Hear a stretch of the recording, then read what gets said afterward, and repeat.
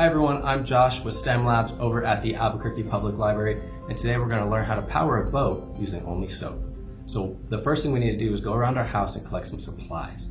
We're going to need scissors, dish soap, Q-tips or toothpicks, plastic or cardboard.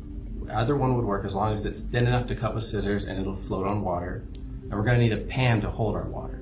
So once you have all that gathered up, grab your plastic or your cardboard, and we're going to cut out a rough 2-inch long boat shape from your plastic or cardboard. In this case, I went with plastic, but we're going to be referencing from our cardboard one because it's a little bit bigger and easier to see.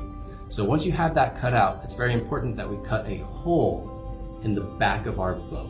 What that hole is going to do is that's where our soap is going to be held.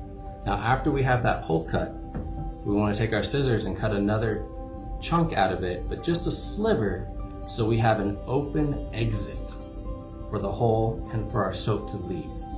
Now once you have that done, you're basically ready to sail, but let's talk about science for a second, okay? So how does this all work? So surface tension is the key of the day today.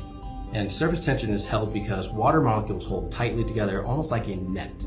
And when that net breaks, they spread apart in all directions, and that's where our soap comes in. So soap is a surfactant, and our surfactant breaks apart our water molecules, sending it flying in all directions.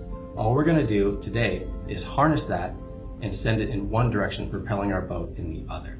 So once you have your boat shaped, take a little bit of dish soap on your Q-tip, just like this, and we're going to place it inside the hole that we cut for our boat, just like that. You don't need too much. And once we place it on the water, it's going to break that surface tension and propel it forward just like this. There we go.